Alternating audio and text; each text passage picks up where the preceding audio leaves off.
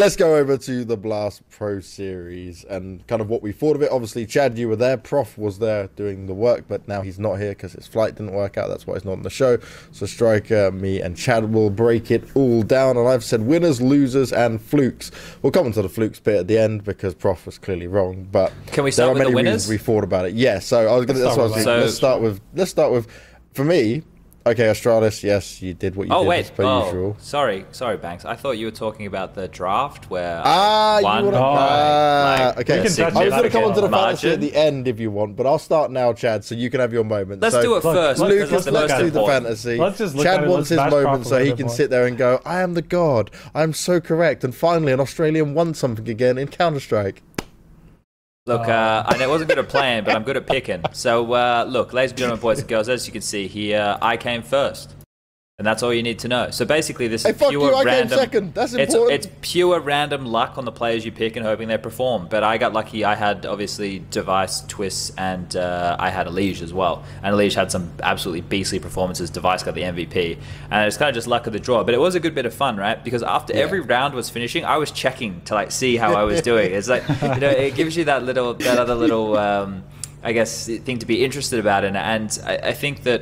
I kind of sucked at the rolls. I might have to look at that when we do it for Shanghai. I did well on the bonus points for the rolls. How many bonus points do you have? There. Because I have 52 bonus points. I got 92. Oh, that's not that bad, I guess. Yeah, but like there were certain rounds where like Twist didn't start too fantastically. He kind of warmed into the tournament. How the fuck did Prof get minus 73 points? I don't understand how you get that bad. We know that Cold Zero fucked it. What did he have? He ended on minus 73. Oh, there we go. He had Cold Zero, Glaive. Glaive also had a bad tournament. Let's. Well, he looked good on the second day. Well, he was okay overall, but he didn't have like a great tournament as he usually does. Basically, like. Can I just say, my fur pick, which was completely like not meant to happen. The accident pick, yeah. The accident pick actually didn't end up being the fucking crippling factor for me. That's what I'm most impressed by. Even if MIBR did Phelps, bad, right? So I'm sat there going, I'm watching it, I'm thinking, great, MIBR getting fucked. This is gonna really tank me. But overall, I still managed to survive. So I'm fucking taking that. Look, you finished pretty well. Yeah. I mean, basically, Prof lost most of it, like 240 points on Cold Zero and Taco. I think he had Guardian, who also lost some points, and Sergey and Glaive just didn't make up for that difference, basically. I just wanted to gloat a bit, but just so the viewers know, we will be doing it for Shanghai as well. Yeah. Maybe we'll bring some more people in, because I believe that there should be more teams available. We can have like 16 available. people or something Yeah, like that. So we'll try and bring some more people in when we do it next time. We might just do like a special where we just do the draft, but it's not available just yet. Obviously, the opening matchup just got announced. So I would assume, I'm talking out of my arse here, don't take anything I say ever as a fact. I think probably Wednesday. No, it is Wednesday. Yeah, Wednesday is confirmed that Shanghai will start, and so we can do it sometime around then. So I definitely want to do that again. I really fucking enjoyed this. There was nothing on the line other than pride. Yeah, it was fun, but it was good fun just watching it the whole way through. And we don't actually have to talk about Astralis. Yes. Huh? I said we don't actually have to talk about Astralis because I mean, is there even anything to say out of it? Exactly. It's is a dead horse at this point as much as Virtus Pro are, but in the opposite the only reason. thing that I'm gonna say is that their Dust 2 is actually, I mean, they are actually a team that I thought would be able to figure out how to play Dust 2 like on a consistent level. Because they basically already have. Like I'm sure they lost like 16-1 to North at Stockholm and whatever. They had like a couple of pretty bad losses on it. But overall, they've actually been looking like very consistent on the map, and I thought that wasn't possible. For however good you are, I feel like you can't be consistent on Dust 2 just because of how easy it is to break apart the CTs and how easy it is to take advantage of it. So it's just like on CT side, you just have to keep taking risks all the time. Basically, there's no default way of playing that will just like grant you rounds, basically. So that's just one of my takeaways, because they actually did play very close in all 4 of their wins, all 4 of the Dust 2 maps that they played in the round robin, and then they lost to Liquid the second time around when they rematched them. So that's just one takeaway. Yeah, I think that obviously the loss there speaks for itself. And in that opening game, we probably would have assumed, well, I think Liquid said it themselves as well, that they felt like they should have won that game. What were they, 6-0 up or something, right? So they're off to a pretty good start. And then I've heard, I was talking to the manager at breakfast one day, I was like, yeah, they just said that they started to doubt themselves. You know, they started to change their play style, thinking Astralis would cotton on. That didn't happen, and then when they got the victory around the second time, I guess that reassures themselves in that opening matchup. But when you think about the teams that they played on Dust 2, they're pretty good Dust 2 teams in a way, right? So obviously not NIP in the same regard, but I think that you look at FaZe, you would consider them to be a good Dust 2 team across the board just because of the players they have in that roster and the fact that you can have a lot more open duels in that way.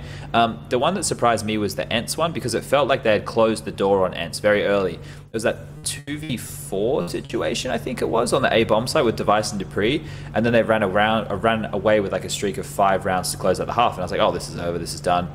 Yeah. They won pistol. I was like, oh, this would be just a quick one.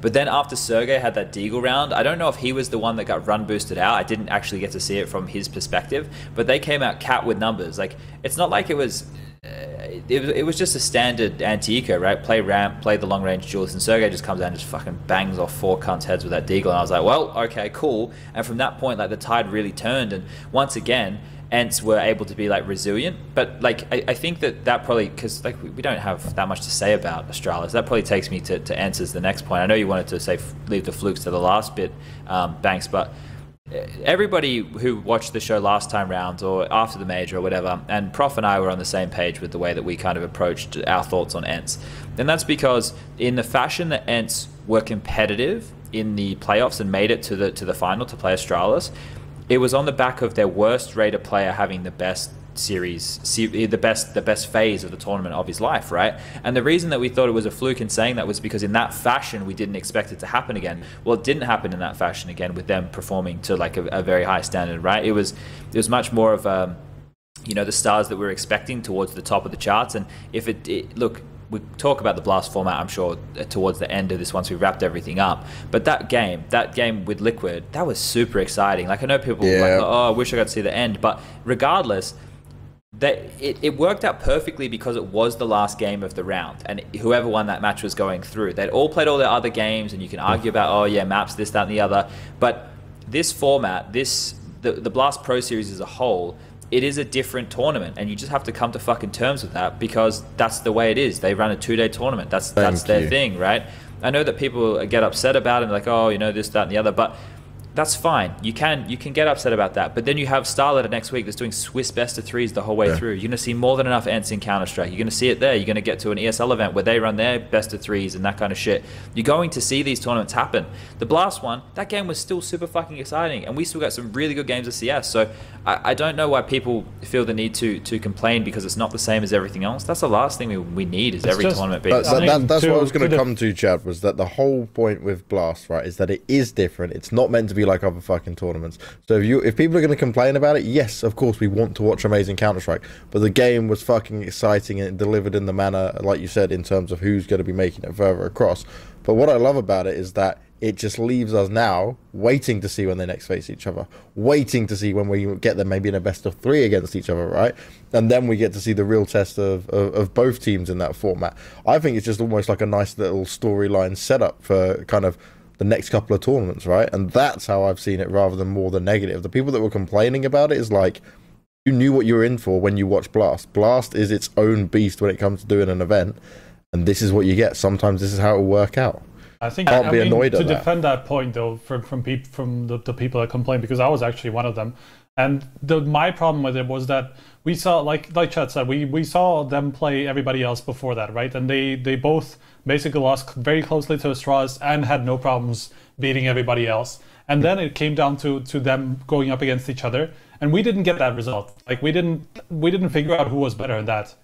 Like for that to end in round difference, in Liquid basically beating FaZe, NIP, and MIBR in bigger, like with bigger numbers, which was already like single digits for ENCE. Yeah, that's the bullshit part of it, because just like we didn't get what we really wanted, like to see who was better outside, like between ENCE and Liquid, and who would get that final spot. Because like the way that it ended, obviously Liquid just got a freebie.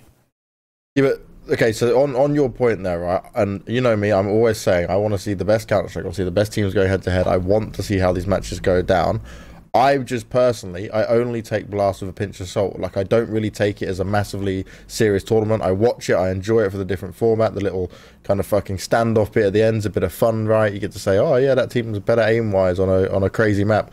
But like, for me, it doesn't hold enough weight for me to be like, yeah, that was unfair. We should have seen it go down a different way. Like, it happened, it's part of the format, and I kind of expected it. I'm just talking about the moment itself. It's just like the feeling that I got when it was 15-15 and when I knew what that meant. Yeah. It's just that was the bullshit part for me. Not even that they didn't get to play that final, like, you know, looking back at the tournament or anything like that. It's just like in that moment, like when I saw that Liquid actually brought it back, especially in the way that it did. It was like 2v4 or something like that they did a retake on A. Yeah, it was Chewy with the flank, correctly. Right? Yeah, it was really sick, like a really sick turnaround for that overtime, well, for the tie. So like that was super anticlimactic for me. So even for like Blast and them like prioritizing the show, basically, it was a bad thing. Well, so like that's the thing, though, right? It is a spectacle, and that's kind of where it's not. It's not a normal tournament, right? I don't look at this as like an IEM or a fucking. Look, I understand it all. I understand the rationale behind it. It's just I felt like shit when that happened. No, I get it, right? Because I had the same feeling that, like, fuck, I want to see where this goes from here. So I fully on that point, and like, fuck me, I don't have to defend this format or anything about Blast. They don't hire me, don't use me. That's not something I need to sit there and go, oh yes, I like this format. I even said in my preview video that I put out on my YouTube that, like, I literally don't hold much stock in many of the matches that happen until really the grand final. Like, I just kind of take it as this is a good event for viewers, this is a good event for the fans who are actually in the venue, and that's about it. When I attended the first one in Copenhagen, I remember it being just an amazing spectacle, but when I'm looking at the actual matchups, I don't have as much interest in them. Now, that last one, yes, we were all very much like, oh shit, this is going down. Like, where does it go from here? But for me, I'm just, I don't care enough about the whole Blast Pro Series tournaments and what they offer in the overall grand schemes of the CS format and all the tournaments that go on for me to be like, yeah, this isn't proper. It for me is like a very good like measuring stick of form, right? Because it is on LAN, it's under a very intense environment. It's a big stage match, regardless of if your match is being featured on the main screen or not. And there is a lot of pressure because it's a best of one. So those games are a lot more intense for a best of one than what they would normally go through. So I put stock in the matches because it is interesting from a storyline or head-to-head perspective, right? Like, for example, where are FaZe and I was going to say SK, MIBR at, you know, like, oh, is this Drake and Change and NIP going to change anything with them? Are they going to look any better? You know, is Astralis still the top dog? Was it a fluke for ENCE? Can they come in and perform here? Liquid, we know they were the challenger. What do they have in store? Because all those narratives and storylines exist within all of these teams. It's not like, I understand like when we have Starlighter next week, for example, the level of competition might be higher because of the unknown factor, and there's a lot more underdog teams who could really take the fight and surprise everybody and that kind of stuff. But the thing is, it is what it is. But I want to say this. I want to say that ENCE have definitely impressed me. They impressed me before, don't get me wrong. Yeah. They've impressed me now to the point where they did it in the fashion with all their stars clicking. Sergey was the highest rated player for that team. And you have to say now that they're legit because they did it on a bunch of different maps at this tournament. Yep. Sure, they didn't get a chance to go through and play Astralis again. We don't know how that would have gone down. But they pushed the team who everybody considers number 2 in the world to the brink, and it was a draw. You're going to get closer than that. So the way that they performed, especially under that big stage environment, I was there in that arena, right? And this is another thing. I made a tweet about this as well.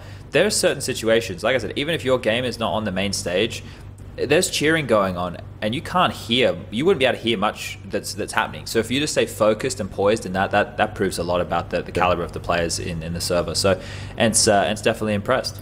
And the thing is with ENCE, right, is when I come to look at this event and what they managed to do, one of my biggest kind of thoughts going into it was, you know, all like the rumors around, is a player going to change or stuff like that? Does this ruin that kind of camaraderie that we saw between the ENCE players, right? Because it's one thing I've always seen from the events I've been at while ENCE are there is they are together. They have a good like friendship style kind of working relationship and how they approach the game, how they deal with things afterwards. And I was like, okay, with these Sunny rumors, is there one player who just thinks, oh fuck, okay, this could be like the end for me? do they drop off, or does something different happen? But they stood strong through all of it, and they've just kept it going. So like you were saying, Chad, this to me, it just makes it even more legit. And Prof wasn't a fluke.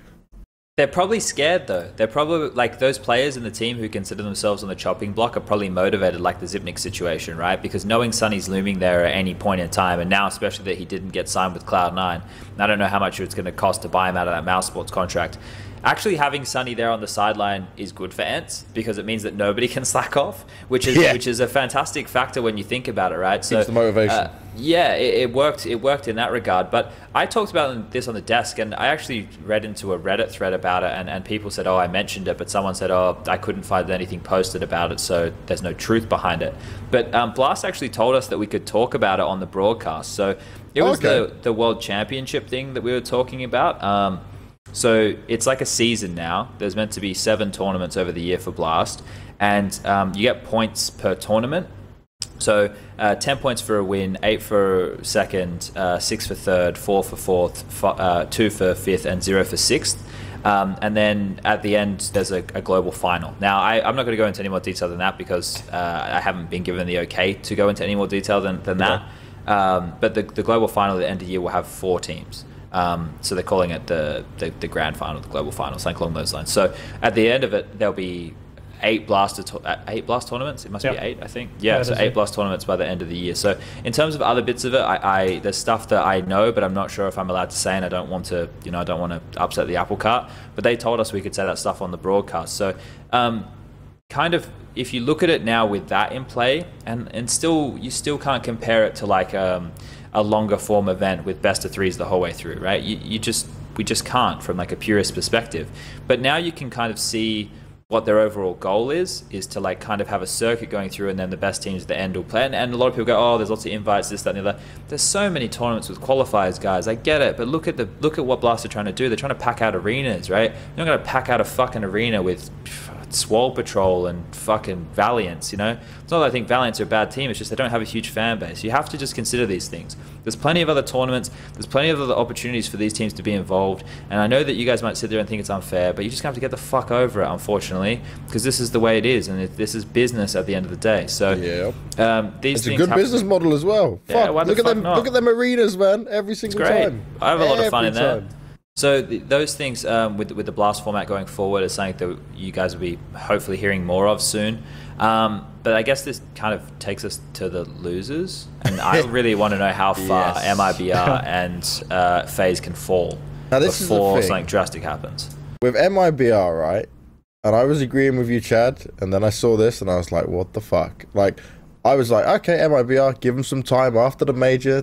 Give them a little bit more of like working on it. This is a chance for them to do well. I expect them to do a lot better here. And now we're at this point where you go, you lost 0-5. But what the fuck actually went wrong? Like, okay, Cole's performance, it can't just come down to him. It was like one player, right? But I mean, there is a lot missing from that team right now. And they're all missing from that team. Yeah, they're all missing. And the whole thing is like, oh, we've got the Brazilian Brotherhood back together. That should be able to kind of give us back what we had before, bring back that motivation. Something is clearly not clicking. I think it's their priorities. I think that there's maybe too much focus on other things outside of the game from these guys, because what they've done is they've built a fantastic thing in Brazil, right? They've built. Look, you think about MIBR of old, that kind of paved the way for the MIBR now. Obviously, Kaboom, you've got Luminosity, you've got SK, you've got what they're known as now. But that was something that Fallen has been a huge integral part of doing, right? And I forgot how old Fallen was. And this, I don't mean this in a mean way, but Fallen's like 27, right? So he's actually towards the upper end of the age brackets right now. And if none of their players, you think about this team, we were talking about Fallen being like one of the best orbs in the world, Fur being one of the most disruptive, like aggressive players, like getting information, all that kind of stuff. Then you've got Cold Zero, just that absolute anchor of the team, winning clutches, being amazing across the board, just fucking wrecking everybody.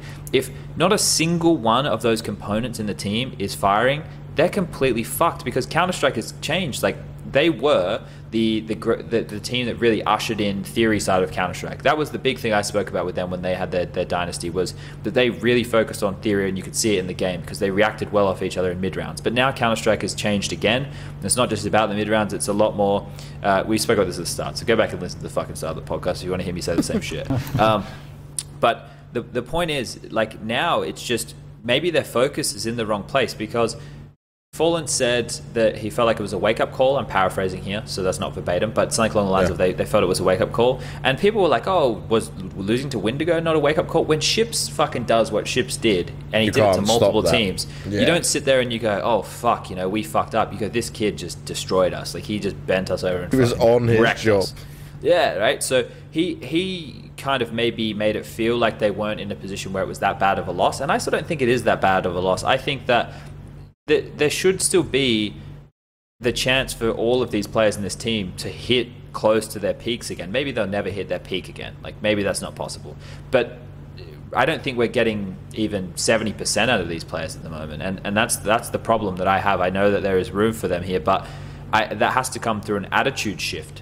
And that attitude shift has to come from the core of the team. So I don't know, is it a work ethic thing? You used to hear about how much Cold Zero used to practice. I don't know. I'm with you. I don't know what the problem is with them not performing right now. Yeah. And it's just a shame that every time they go onto home soil, they're either unable to, you know, get the damage done when they're the favorite, like what happened in 2016. I guess Belo Horizonte, they were maybe not a favorite, but they should have at least made it to the grand final. And then this time round, this is abysmal, considering, you know, what they're known for and what they've done for that region. So it's heartbreaking on a lot of levels. I mean, you were talking about the individuals and what they've been known for, basically what they had been known for. The problem is that hasn't been the case. At least, I mean, for Cold Zero, he has actually been keeping up with his level for a long time. Maybe not like the best player in the world level, but he was still very, very high.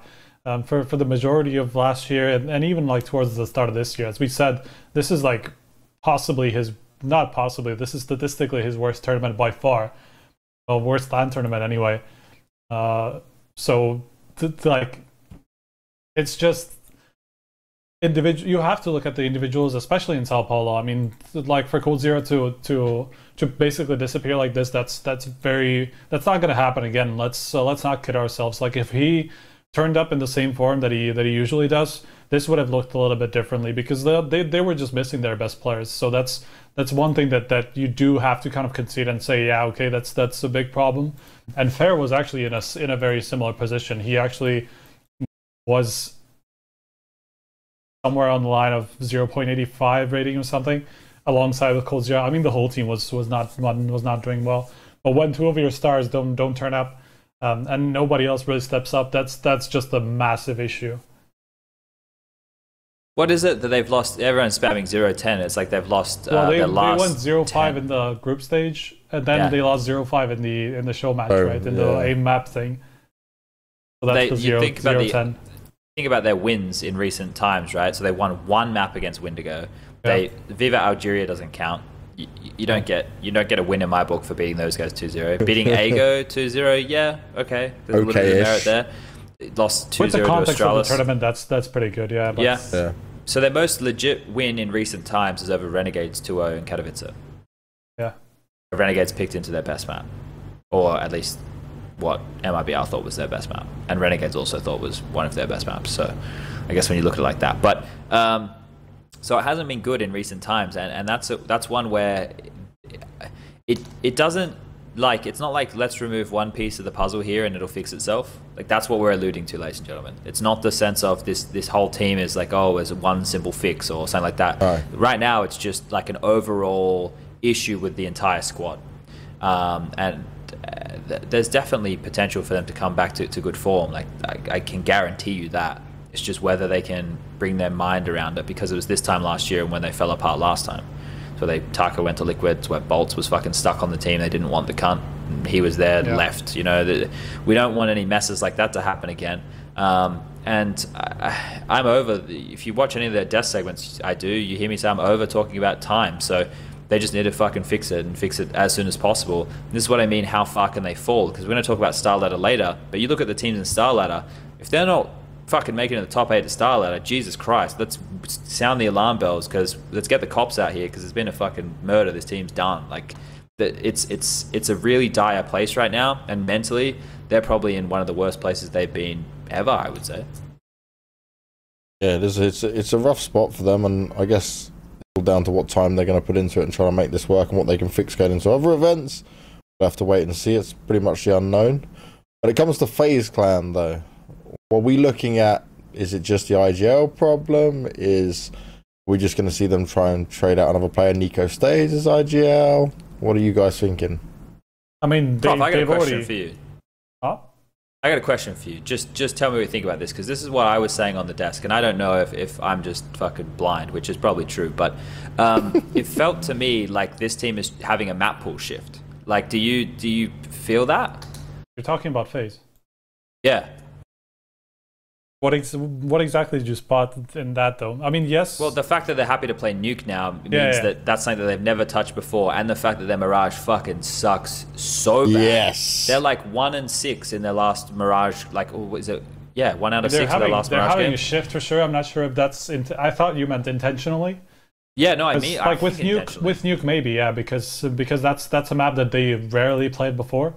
They did play it. We knew that they did play it, but they weren't really willing to play it into Astralis or anything like that. They just played it against like lower tier teams. So I agree with that. That was curious about this one. They played it twice, didn't Lost they? to ENCE, and they beat MIBR. Yeah, MIBR. There we go. I mean, that's by the way, another detail for MIBR that they actually started playing Nuke, which was curious. It's an interesting choice. Just shortly going back to that though, why did they decide to play it now? Yeah, it doesn't make much sense. Why at the point where Astralis are unbeatable on it? Why would you put yourself into that position on purpose? Especially when you actually have like the advantage over Astralis that you don't play their best map, and then you can actually like somewhat pressure Astralis into like at least not their best possible map pool, right? That might be we're basically the only teams that could pressure Astralis' map pool in some way and just like try to take some risks in the veto, because they just knew they weren't going to play Nuke. So that's another thing that's curious about MIBR. What made them think that playing Nuke was such a good idea all of a sudden? And does it help you? It doesn't really help you with many of the other teams either, right? Because at the same time, most of these teams are banning it out because of Astralis anyway. So it's weird that both MIBR and FaZe have chosen to bring it into the pool. I don't know if they feel that gives them a bit of advantage against lower teams or like teams around the middle of the pack. Maybe that's where they see it. But you're right, because if they were still really good at Mirage and they historically were really good at Overpass, they're two potential until fucking Astralis destroyed Liquid on Overpass in that final. But they were two maps in where it at least looked like pressure points, right? We know Astralis are going to ban out Cache most times, so if you can at least take either Mirage or Overpass, you're in a pretty good position. At this point, why like the Liquid thing where they were like, oh, Naf was like, we haven't practiced Inferno that much. I was like, what the fuck did I just hear? Like, I was like, what the fuck? You only need to play Inferno. You don't need to play Nuke. You're going to ban Nuke every time. Just practice Inferno. And then whatever map you want to pick. That blew my mind a little bit when he had that in the post-game. He was obviously very hyped for the Dust 2 win. But let's not get off FaZe. Let's stay with FaZe. Yeah. Well, I would have to go through the vetoes again, because I know there were some weird like bans from them from what I saw. Like, I mean, particularly, like you said, Mirage is definitely something that has just disappeared from their map pool, like as a great map, because historically they've been great on it. Like there hasn't been a point in FaZe where they weren't good on Mirage, and this is like the first time that has happened. Oh, Adren says Adren said that's not true. I'm not sure why he said that. Okay, well there you go. It's been solved right there. Oh, okay. Adren, the coach, Eric, has just said that he's not sure why he said that. So that's great. That clears it up. So they are practicing Inferno. Because otherwise I was like, they've lost their minds. Well, it's good to know that they haven't lost their minds. Because I watched that game. If they had converted a couple of those rounds in that first half, they looked like actually very competitive in their second half. I thought like if you just watch that second half of Counter-Strike, it was quite a good half. There was a couple of clutch situations which didn't go their way, but maybe if I know ifs and buts and maybes or whatever, but I felt there was like a level where I felt that there was a level of where they could have definitely not beaten them, but gotten to double digits to the point of it seems like, oh, this is a threatening matchup. So that's good that Adren has cleared that up for us, because I thought, Jesus, after I heard that in the interview, I was just flabbergasted at that. But that's good news. Well, yeah, the wording was like as much, so I'm not sure, like, we haven't practiced it as much, because I don't know what the context was. I remember the interview. It's just like maybe it was like in comparison to some other map that he was talking about, potentially Dust 2 or whatever. I'm not sure. But so yeah, kind of the wording as well. It was kind of weird. I don't know. The FaZe one's weird. It's hard to talk about FaZe that much because, like, I think we're all under the same agreement that we would like to see Nico not have to in-game lead. Yeah. Sure. So that's kind of where it's at. But Yanko did the interview. They're just waiting though for someone else to come along, right? Well, who would let's think about in-game leaders who you could pick up, right? Like, who could you get right now who they would be happy with and respect? You already made a comment earlier, Striker, that you didn't think that they would respect Golden. Too young. If Pronax is too young performance-wise, he hasn't really been up there. Doesn't really have results to speak. Well, they've got some players that aren't up there at the moment, performance-wise as well. Yeah, right? I mean, sure, but it's just that's another issue that comes with it, right? Like, you're not going to get any game leader into your team that is just not going to help with your firepower, right? Which is already kind of diminished. We keep hearing about a FaZe being this super team. That's not really been true for like a good part of a year now. So then, like, obviously, if we're saying no to Golden, then like Pronax was the name that was getting rumored and thrown around for a while there. Then you're saying no to Pronax as well, right? Because he has even less output as a fragger. Yeah, that's not happening, right? He was in consideration though. Really? Well, yeah, because if you want someone to come in and take charge of the team, right? Like, Pronax would have to garner some level of respect. The guy's won majors, right? You have to. I mean, he's been out of it for so long now. He's been playing. He just hasn't been playing in a successful manner. What about Chris J though? How would you the same respect thing though? The same Okay, yes, I can see that, but like, if they're looking at how most sports played and the way they played, I feel like that would actually fit FaZe quite well. Okay, wait a second. Some people in chat are saying Flusher said on his stream that he will most likely return as an IGL to some team. Oh? Could that be a thing? Would make sense if it was FaZe, but that would be interesting. Well, Flusher's like style of in-game leading, at least in the past, is very like free-flowing, right, and allowing the players to take territory, take jewels, and then do mid-round calls. And that's like one of the things that was really good about Fnatic of old, was their mid-round decision-making and all that kind of stuff. So, look, Flusher, in terms of a fragger, he's bringing a lot to the team. In terms of an in-game leader, maybe they don't want somebody to bring too many different like ideas that are convoluted, because when you saw Yanko in MIBR, I'm not saying Yanko brought convoluted ideas. I'm saying Yanko looked like he brought strategy and structure. At least that was from my opinion, right? Yes. Yeah, it looked like he was making them do set strats off the bat and that kind of stuff. And then if they weren't used to, I think that was the problem, right? And that's probably the same with FaZe right now. There's an adjustment period, because obviously towards like the end of having Karrigan in there, we know things tapered off and Nico took over. But even before then, they were now just playing more of like a brawly style. So if you consider that to carry on through with the way that Nico's calling, and then now that Yanko comes in, it's re-educating them on playing a more strategical side of CS.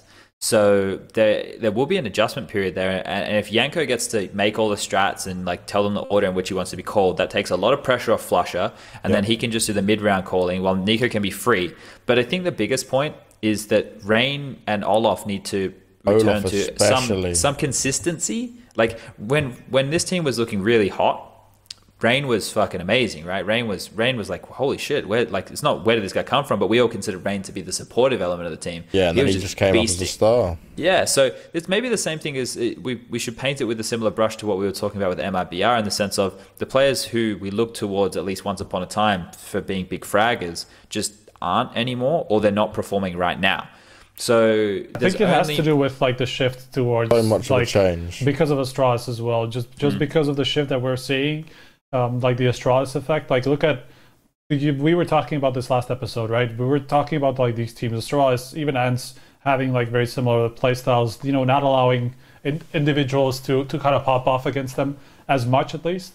And you have to consider that as well. Even Navi, who are obviously very simple heavy, don't really like rely on that in their play style, at least. Like sure, like in the end, like their performances are what pulls them through, but their play style doesn't really revolve insanely around simple and electronic. It's just they have a very slow like default way of playing, So even they aren't really a free-flowing team that like relies on individuals in their play style. So it's just the shifts from like the individual style that we've seen from teams like Fnatic, like FaZe. I mean, obviously back in the day NIP, but that's a long time ago, and that kind of still holds true for them. They're not that structured either, but this is something that could be working against some of these players like Olofmeister or like Rain, who are just like having trouble pulling off the same kind of plays that they used to because of this shift.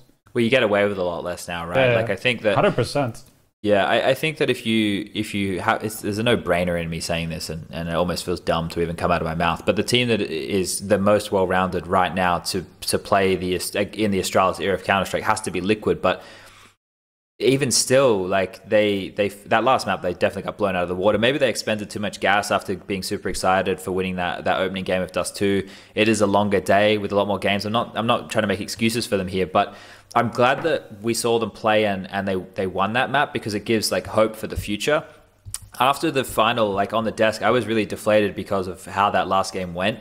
But thinking about it in retrospect, Astralis are so we put them on this massive pedestal of being like so many leaps and bounds ahead of everybody else that the catch-up period has to take time. And I forget that Stewie is still new into the team. Stewie had a much bigger impact in that tournament. Nitro as well. Actually, everybody had moments in that tournament for Liquid, and that's what the scary thing is now. If they can have more tournaments under their belt, or if they can continue to add and grow and add to that pool.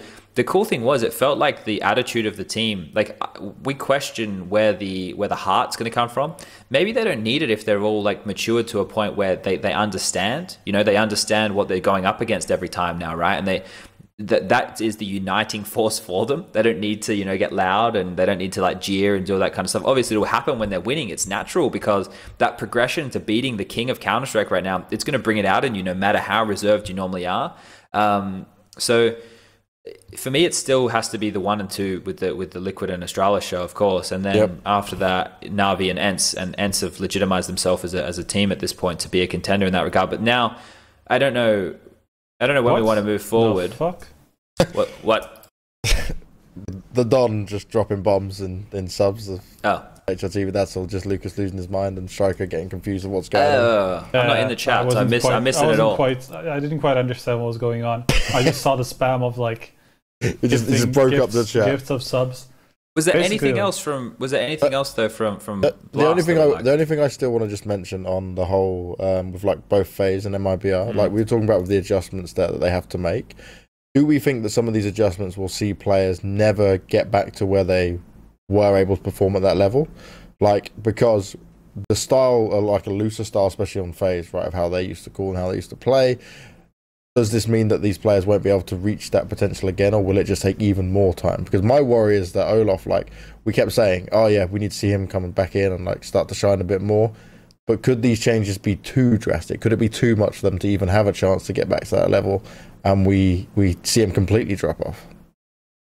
If we say that about Olof, and like if you want to lump other players into that boat from FaZe or MIBR, then you can start saying that about a lot of players, like a lot of guys from NIP for that same reason. Obviously, like you can pick names. I don't even need to say them, but you can start saying that about a lot of the older generation of Counter-Strike. And we did talk about a shifting of the guard. We did talk about the newer generation of these kids coming through, but different balance now. Yeah, and I guess it comes back to that same point that we always talk about, is who's in control of these rosters, because you can only gatekeep for so long, and somebody has to be seeing faith in these players for them to be able to stay in their positions, right? So this is where it takes to the next point of how far do they have to fall before something drastic happens. And also, that's why, is it just the playing ability, right? Because you spoke about it yourself before. Also the markability that comes into it, because end of the day there has to be some sort of return on investment if you're not winning tournaments. And if you're still not winning tournaments, building a new lineup, some of these older players with that kind of influence, they are very beneficial to these orgs. Yeah, and that's where the trade-off has to come in between the idea of, you know, being a championship squad or being a squad that is able to bring in the dollars, right? So, and you maybe you don't make changes as drastically as replacing 2 or 3 players at a time. You just replace one guy with a youngster coming up, allow that youngster to prove himself as a star, the fan base builds around him, and then you can now get rid of the next guy. That's just a really long process, though. That's not an overnight fix. Definitely not. So we're factoring in so many more things than just, you know, the purity of Counter-Strike ability and if the team has cohesion right now. Look, it's a difficult one to answer because we haven't really had this happen in our eyes in this same fashion in Counter-Strike before, right? Not on this kind of platform where you have legends of the game who are all dipping down in performance at the same time. And then you're having these youngsters, these 16-year-olds, these 17-year-olds, these 18-year-old kids who are just super hungry for it. And money isn't the name of the game so much for them. Obviously, they do want to make, you know, a bank out of it. It's a fantastic way to make some money. But they're coming in because they used to watch Olaf when he was at his best. They used to watch Cold-Zero when he was doing the jumping off shit. And that's what inspired them. And now they've taken Counter-Strike to that next level. It's what we're talking about with like Stewie and those. There's like pure CSGO players, right? They don't have any of those inhibitions of, you know, wall banging in 1.6 or knowing how things were at source, like one-way smokes, all that kind of stuff. So they're just really focused. So we've been talking about changing the garden stuff for all that time, and this is why the fall of these teams over the next couple of months is where, because the major is earlier, or not earlier, because the major cycle starts a little bit earlier than what maybe a lot of us were expecting, most of these players and teams, in my opinion, will have until the end of the Berlin major. And then if they want, so I think what we're seeing right now is just a bunch of teams of VP status. Remember when VP, like they just kept making that's what we're seeing. Guard. Yeah, so we're just seeing that similar thing at this point until it just breaks. The org either goes, enough of this shit, let's fix it, or the players eventually go, well, enough's enough. We're changing ourselves, or I'm retiring, I'm this, I'm that. So all in all, yeah, cool, Counter-Strike.